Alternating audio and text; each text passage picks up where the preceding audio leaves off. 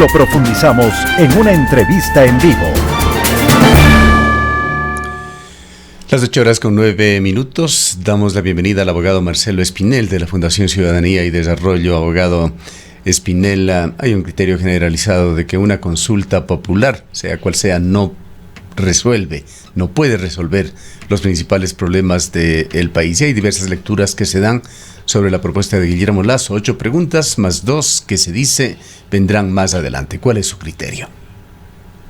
Muy buenos días. Para mí es un gusto poder estar aquí. Bueno, en primer lugar, creo que coincido con la persona que fue entrevistada hace pocos instantes, con la doctora Hermida. Realmente esta consulta popular, además de que no va a solucionar de forma profunda y de forma adecuada los problemas que los ecuatorianos estamos atravesando, considero que es bastante inoportuna. Es claro que la aceptación y la credibilidad del gobierno ahora se encuentra en sus puntos más bajos y esto podría influir de forma directa en los resultados de esta consulta. Creo yo también que hay que recordar que la Corte Constitucional aún está analizando las preguntas. Tiene la doctora Alejandra Cárdenas aún algunos días para pronunciarse respecto de las mismas y tendremos que esperar los ecuatorianos a que culmine este proceso para saber qué es lo que realmente nos van a preguntar y qué estará incluido en los anexos de cada una de estas preguntas. Es importante que los ecuatorianos recordemos que no solo tenemos que fijarnos en el qué, sino también en el cómo, es decir, cómo se piensa en implementar cada una de estas reformas políticas públicas en caso de que los ecuatorianos le den un sí en las urnas. Abogado Espinel, muy buenos días. ¿Cuál es la lectura o el análisis que tiene usted respecto de la constitucionalidad? Como usted dice, estamos a la espera de que la Corte se pronuncie para ver cuáles y cuántas preguntas en definitiva se van a mantener. ¿Cuál es el análisis suyo?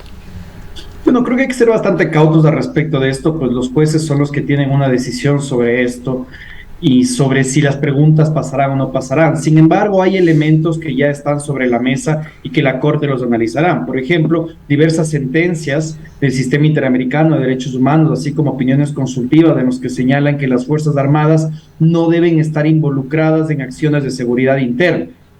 Por otro lado, pues también la Corte, a través de dictámenes previos, ha señalado, por ejemplo, que en el caso de la designación de autoridades de control dentro de Ecuador, sin duda que la Asamblea Nacional puede ser un órgano que se haga cargo de este tipo de designaciones. Sin embargo, el cómo no puede modificarse.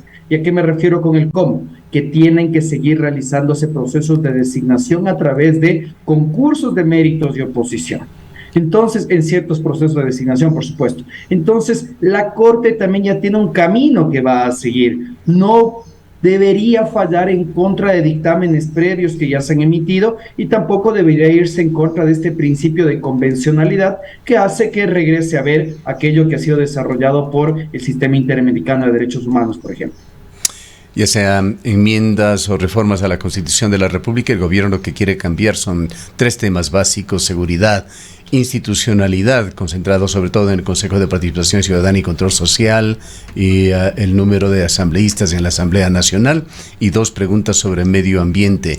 ¿Qué es lo más relevante en su criterio sobre lo que propone el gobierno? Yo creo que podemos enfocarnos en primer lugar en la inseguridad. Desde un análisis netamente político, y esto es una opinión personal, no institucional, yo no sé realmente si es que la solución a los problemas de inseguridad recae en el número de efectivos que podemos tener controlando las calles, cuando se ha podido ver en las últimas semanas que la corrupción incluso ha permeado a las instituciones a cargo de nuestra seguridad interna y externa. ¿Cómo es posible que se pretenda creer que a través del aumento de efectivos vamos a solucionar problemas como la desaparición de una persona dentro de las instalaciones de la policía? Que en las últimas semanas sigamos viendo que las instituciones como las Fuerzas Armadas son parte de organizaciones delictivas captadoras de dinero. Entonces yo sí creo que es importante que profundicemos el debate al respecto de si es que este tipo de decisiones realmente nos van a ayudar a tener mayor seguridad en el país, o que simplemente son este tipo de preguntas ancla que lo que buscan es conectar con la emocionalidad de los ciudadanos para tratar de tener referéndums que, en lugar de buscar solucionar los problemas de la gente, traten de aumentar la legitimidad y credibilidad de los gobiernos. Ahora, abogado Espinel, uno de los temas que además nos preocupa, ya pensando en la respuesta que podamos dar los ciudadanos, las ciudadanas a esta propuesta del gobierno nacional, pasa por varios elementos: el apruebo y el rechazo, desde una posición quizás polarizada, si estoy o no con el gobierno, va a depender de ahí mi voto. El otro, quizás la cultura política que podamos tener o habremos alcanzado en su momento los ecuatorianos, y el otro, cuánto realmente nos interesamos en conocer a profundidad y las posibilidades, por ejemplo, de revisar los anexos. Se habla de un documento que fue entregado a la Corte Constitucional de más de 400 páginas. ¿Cuántos ecuatorianos y ecuatorianas realmente van a leer un documento así? ¿Cuánto va a incidir un debate académico serio en la toma de decisiones? Bueno, al respecto de la extensión del documento, a mí también me preocupa bastante. Sin embargo, debemos poner sobre la mesa el hecho de que eso no únicamente constituyen los anexos. La presentación de preguntas ante la Corte Constitucional debe considerar pues bastantes aspectos, como por ejemplo las motivaciones de cada una de las preguntas, es decir, estos considerandos que tienen los planteamientos hechos por el Ejecutivo, las preguntas sin duda, así como también, aparte de aquello, los anexos. Yo sí creo e insisto que hay que esperar hasta la resolución de la Corte Constitucional para ver cuál va a ser el resultado final. Posterior a ello, creo yo que es necesario un ejercicio muy responsable, alejado de la política partidista, ojalá sea así, de promoción del voto informado. Y esta promoción del voto informado es responsabilidad no solo del gobierno, porque son sus preguntas, sino también de la autoridad electoral. El Consejo Nacional Electoral tiene que encontrar mecanismos para que los ciudadanos, a través de los medios de comunicación, a través de las redes sociales, de forma amigable, de forma sencilla, podamos comprender cuál va a ser el alcance y el impacto de estas preguntas en caso de ser aprobadas. Y los ciudadanos, al final del día, a pesar de la extensión, debemos hacer el esfuerzo de comprender que esto no implica darle el respaldo o no a un presidente, sino que implica la modificación de leyes, de políticas públicas que pueden cambiar nuestro día a día, que pueden poner en riesgo nuestros derechos. Entonces, probablemente en 2 años y medio Guillermo Lasso deje de ocupar el cargo, pero el resultado de estas preguntas nos seguirá acompañando a los ecuatorianos. Por eso es que hay que ponerle muchísima atención a cuál va a ser su alcance e impacto. ¿Qué opinas sobre los cambios en dos organismos que resultan ser referentes más impopulares que el propio gobierno? El Consejo de Participación Ciudadana y Control Social y la Asamblea. Empecemos por el Consejo. Bueno, sin duda que cada 4 años tratamos de convertirnos en un laboratorio de la democracia. Cada 4 años estamos tratando de encontrar una nueva fórmula al respecto de cómo debería funcionar el Estado. Y eso no solo que debilite el Estado de Derecho, sino que también nos da muy poca sostenibilidad y estabilidad de cara al futuro y de cara a otros actores externos. Yo no sé si es que esta realmente sea la solución. Hace 4 años, cuando el Consejo de Participación Ciudadana Transitorio estaba a cargo de todo el proceso de reforma institucional, se hablaba de que era necesario darle un carácter ciudadano al Consejo de Participación Ciudadana. Y por eso cambiamos su proceso de integración. Y los ecuatorianos fuimos a las urnas y escogimos quienes queríamos que integren el CPCCS. ¿Podemos decir hoy por hoy que estos ciudadanos que están en el CPCCS no representan a sectores políticos? Yo creo que no. Están representando a sectores político-partidistas y eso ha quedado en evidencia. Y ahora con esta pregunta lo que se pretende es otorgar nuevamente las facultades de designación de autoridades a un ente eminentemente político, que sin duda representa el sentir de todos los ecuatorianos, pero también representa partidos políticos. En ese sentido, ¿va a cambiar esta cooptación partidista de las entidades de control? Yo creo que no. No creo que sea el mecanismo. Sin embargo, creo yo que el presidente, conocedor de lo que usted acabó de mencionar, de que los ciudadanos estamos cansados de esa institución, que creemos que no funciona, que no confiamos en ella, coloca nuevamente esto como una pregunta ancla que probablemente va a buscar un sí, no solo a esta pregunta y al resto. Al respecto de la Asamblea Nacional, yo creo que es importante devolverle la pregunta al presidente de la República.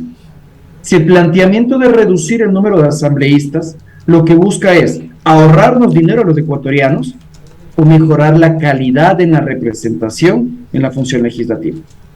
Yo no creo que la reducción de un número de asambleístas nos ayude a encontrar mayor calidad en la representación legislativa. Si es que esta pregunta no fuera aprobada, en la siguiente elección, es decir, en el año 2025, deberíamos escoger un total de casi 150 asambleístas. En el caso de ser aprobadas, se escogerían alrededor de 102.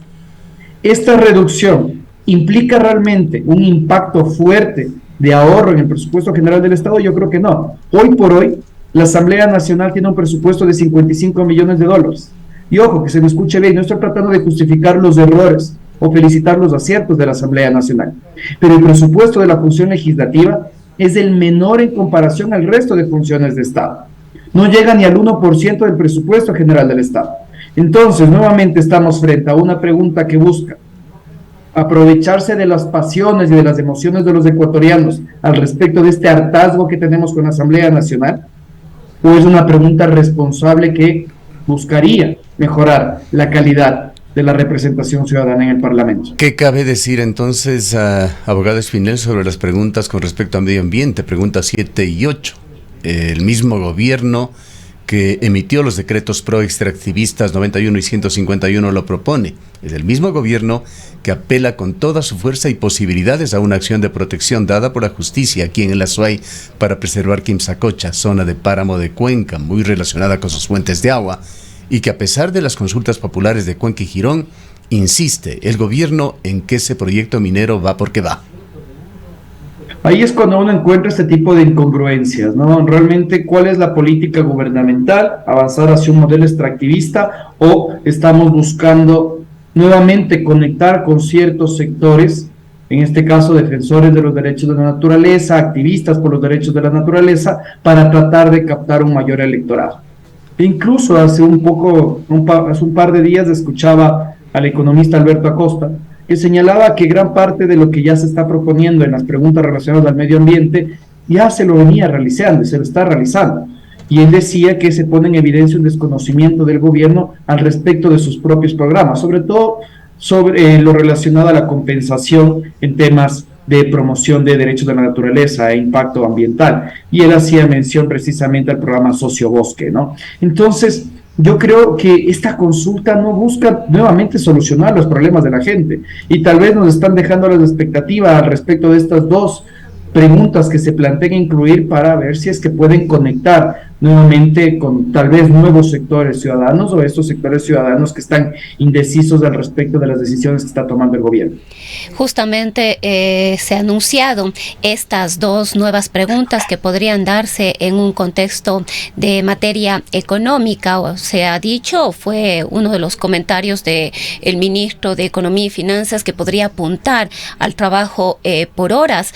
En algún momento le escuchamos al mismo presidente de la República en estas diferencias con la Asamblea Nacional, que consultaría sobre el tema de la ley de inversiones, cosa que no sabemos si se va a incluir o no se va a incluir a propósito de lo que fue en su momento la posición de la Asamblea Nacional ante las propuestas de carácter económico del Ejecutivo. ¿Podría ser esta una posibilidad, una oportunidad para saldar estas circunstancias?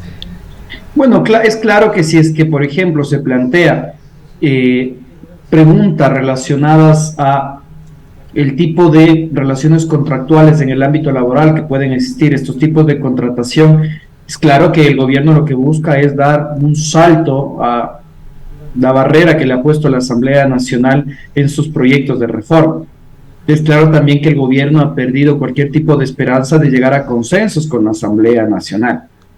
Pero también, desde mi punto de vista, pone en evidencia que el gobierno hizo caso omiso a las alertas que se hicieron desde el inicio y que eran completamente evidentes.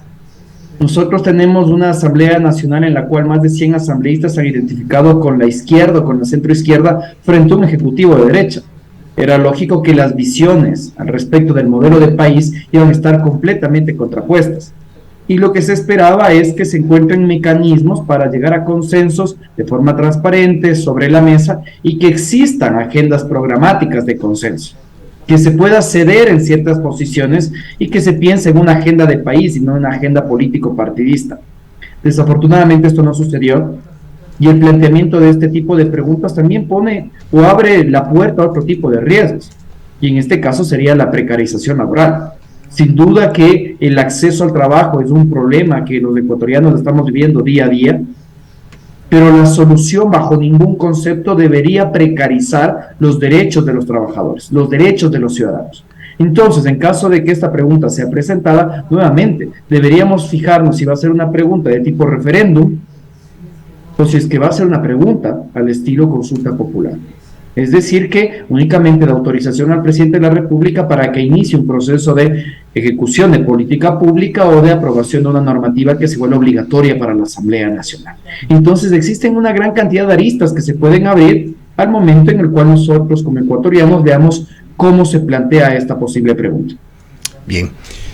Simplemente señalar e insistir en lo que usted ha dicho ya con respecto a la pregunta 7 de incluir en el Sistema Nacional de Áreas Protegidas los subsistemas de protección hídrica. En esto es claro que no se requiere crear otro subsistema en el Sistema Nacional del Agua. Es un tema netamente técnico que no tiene sentido ser consultado a la población. Se trata simplemente de una decisión que debería tomar el Ministerio del Ambiente interpretando el cuerpo legal que ya existe. Queremos agradecerle, abogado Espinel, por su presencia en esta mañana. Ha sido un gusto. Muchísimas gracias a ustedes. El abogado Marcelo Espinel es parte de la Fundación Ciudadanía y Desarrollo.